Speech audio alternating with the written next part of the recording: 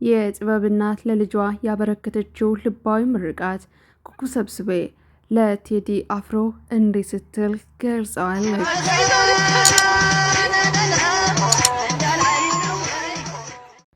ሰላም እንዴት ናችሁ? የእናንተ ቤተሰቦቼ ሰላማችሁ ብዝት ይበልልኝ። እንኳን ደህና መጣችሁ። አዳዲሶች ካላችሁ ጤና ይስጥልኝ። ነባር ቤተሰቦቼ እንዴት ቆያችሁኝ? ስትጀምሩ ሁላችሁም ላይክ በማድረግ ሰብስክራይብ በማድረግ እንዲሁም ሀሳብ አስተያየታችሁን በኮሜንት ሴክሽን ላይ በማስቀመጥ እንድታበረታቱኝ እወዳለሁ።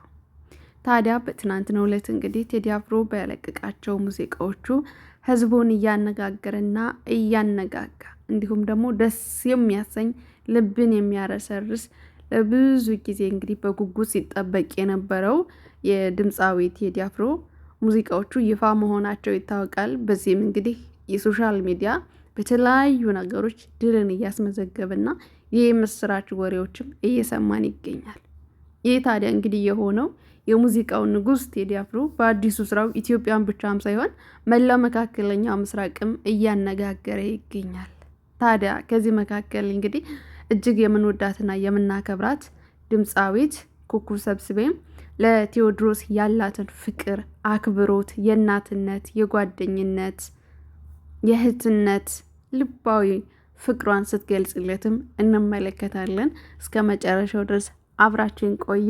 በድጋሚ ለአድማጭ እንኳን ደስ አላችሁ ማለት ነው። ቴዲን ያላችሁ ቴዲ ሲነሳ እንግዲህ ኢትዮጵያ ናት፣ ኢትዮጵያ አለሽ ማለት ደግሞ ቴዎድሮስ ካሳሁን አለ ማለት ነው። እና ንጉስ ሻመት አብራችሁን ቆዩ። ወደ ሚዲያ ወደ ሰማሁት ዘገባዬ ይዣችሁ ላልፍ ነው ማለት ነው።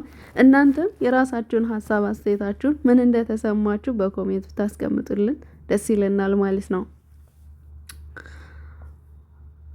ሰበር ዜና የኢትዮጵያ ሙዚቃ በተባበሩት አረብ ኤምሬት ዩኤኢ የከፍተኛነቱ መንበር ተቆጣጠረ። ከአዲስ አበባ እስከ ዱባይ የኢትዮጵያነት ድምፅ በዓለም አቀፍ መድረክ በኃይል እያስተጋባም ይገኛል። የሙዚቃው ንጉስ ቴዲ አፍሮ በአዲሱ ስራው ኢትዮጵያን ብቻ ሳይሆን መላው መካከለኛው ምስራቅም እያነጋገረ ይገኛል። እንደ ዩቲዩብ ይፋዊ መረጃ ዩቲዩብ የቴዲ አፍሮ አዳዲስ ስራዎች በተባበሩት አረብ ኤምሬት የዩቲዩብ መድረክ ላይ በመጀመሪያ ደረጃ #1 ላይ በመቀመጥ ታሪክም ሰርቷል። ይህ ስኬት ዝም ብሎ የሙዚቃ ደረጃ ሳይሆን የኢትዮጵያ ጥበብ ድንበር ተሻጋሪ መሆኑና በዓለም ዙሪያ ያሉ አድናቂዎች ለጥበብ ሰጪዎች ያላቸውን የማይናወጥ ፍቅር በድጋሜ ያረጋገጠበት ታላቅ ድልም ነው። በተባበሩት አረብ ኤምሬት ዩኤኢ አንድ ተፈላጊ ትሬኒንግ ሙዚቃ መሆኑ፣ 2 ከ2 በላይ ዘፈኖች በከፍተኛ ደረጃ ሰንጠረዥ ቶፕ 3 ውስጥ መካተታቸው፣ 3 ዓለም አቀፍ የሆኑ የሙዚቃ ደረጃ ስራዎች በእይታ ብልጫ መምራቱ አጀብ ያስባለው የቴዲ አፍሮ በአረብ ሀገራት ገበታ ላይ እንዲህ በልዩ ሁኔታ የበላይነቱን መያዙ ለኢትዮጵያ ሙዚቃ ኢንዱስትሪ አዲስ ምዕራፍ የከፈተ ድል ነው። ክብር ለጥበብ፣ እንኳን ደስ አላችሁ።